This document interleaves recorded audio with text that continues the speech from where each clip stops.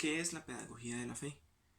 En términos sencillos, podríamos decir que es la forma concreta por la cual Dios se ha revelado a sí mismo y ha revelado su misterio a toda la humanidad.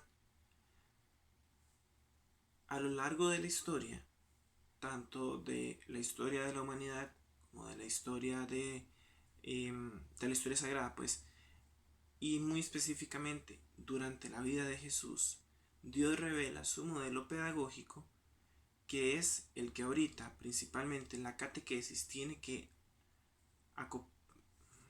amoldar a su forma, a su vida, o que debe adoptar, mejor dicho, y convertirla en la fuente de la pedagogía de la fe.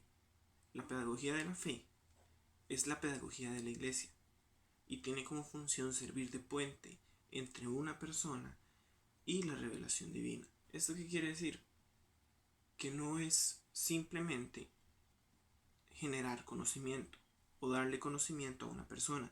También consiste en imitar todas las actitudes y los métodos que utilizaba Jesucristo para poder enseñar a su pueblo.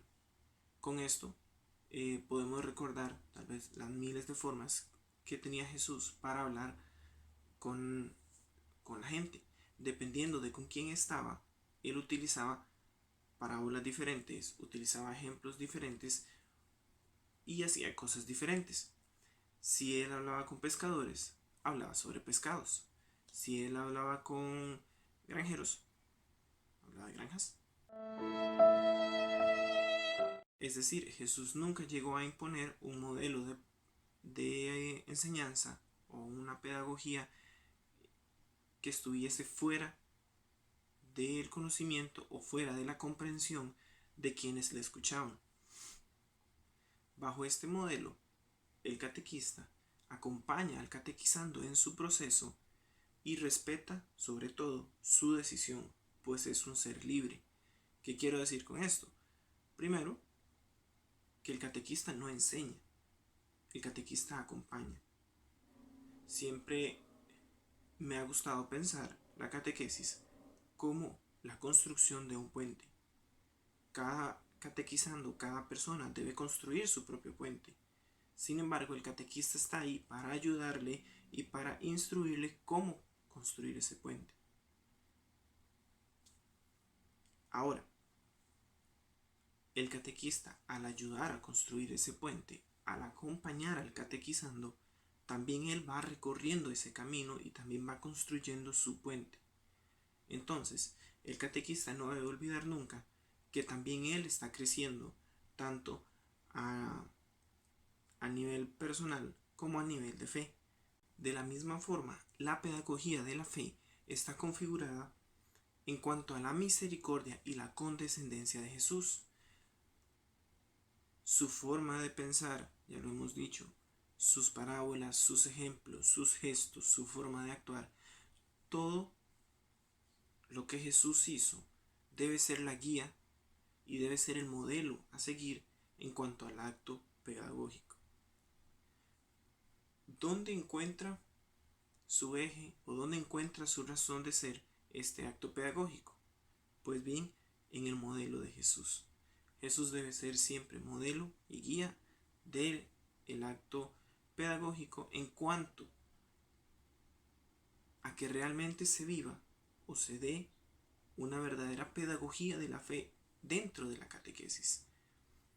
Recuerden que el ejemplo más claro de esto que estamos hablando se da en Juan 3, o por lo menos lo menciona Juan 3, con el lavado de los pies.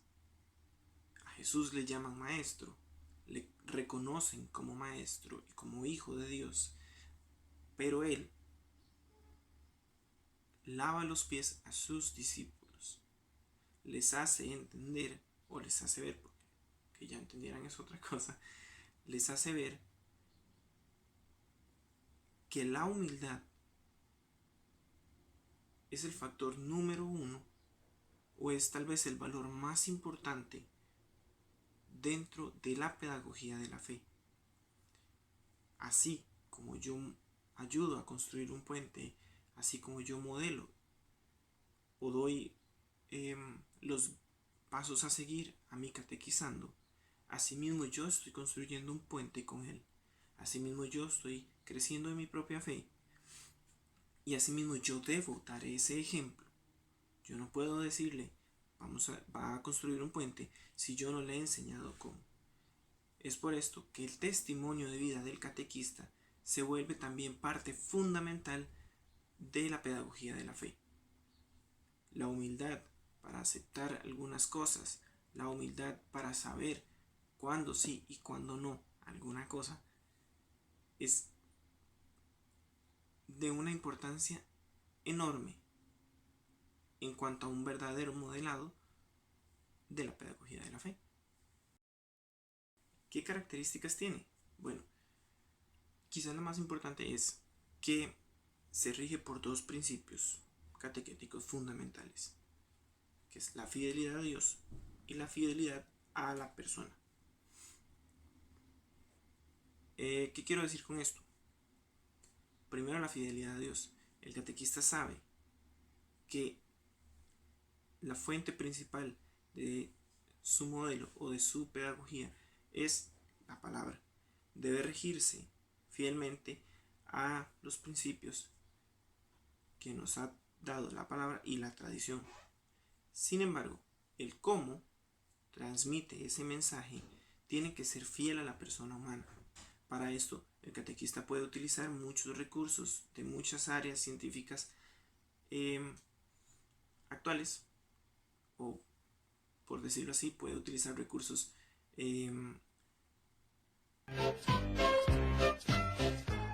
pedagógicos, psicológicos, sociológicos. Puede utilizar cualquier recurso que crea conveniente, siempre y cuando se mantenga fiel a la persona humana, siempre y cuando no transgreda los valores o los principios que tiene él catequizando. Es decir, si bien yo voy a transmitir un mensaje sagrado, un mensaje que está basado en la palabra y en la tradición, en la fe católica, yo debo transmitir ese mensaje de acuerdo con la realidad de mi catequizando, que era lo que hacía Jesús mismo. Volvemos al modelo de pedagogía de la fe. Jesús traía su mensaje dado por su Padre, pero siempre lo habló en términos que sus escuchas le entendieran totalmente. Habló en términos en los que sus escuchas hablaban normalmente. Les habló de semillas, les habló de animales, les habló de deudas, les habló en muchísimas formas, en muchísimas parábolas o ejemplos, para que ellos entendieran desde su propia experiencia cuál era el mensaje que Dios tenía para la humanidad. Desde el comienzo de la historia de la salvación,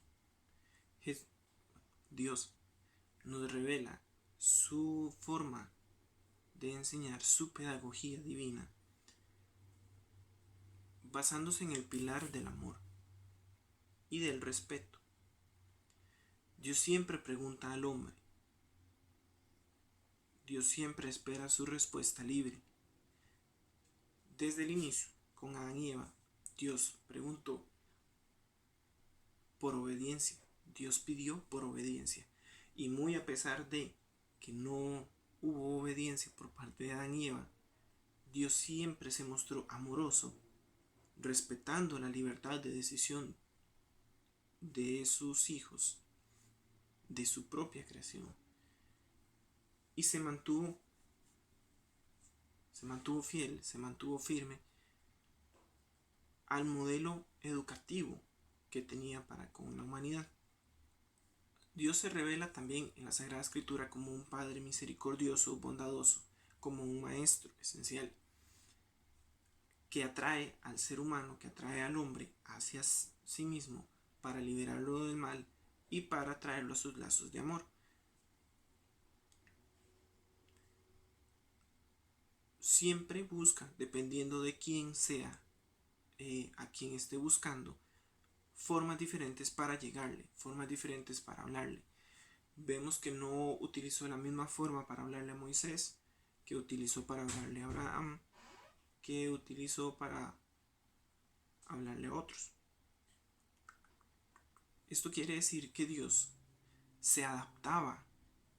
Tenemos un Dios que es maestro, que es todopoderoso, pero que se adapta al interlocutor, se adapta al ser humano, se adapta a quién es el que le está llevando el mensaje, se adapta según su edad, según la situación en la que estaba y según la situación en la que vivía.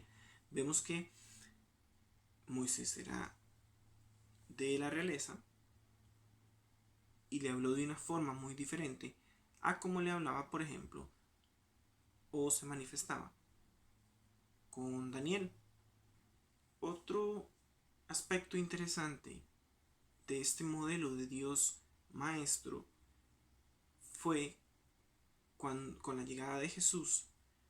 Se mantuvo este modelo de Jesús maestro, pero también se dio el modelo de Jesús amigo. Un amigo que era fiel, un amigo que era amoroso y que era un maestro.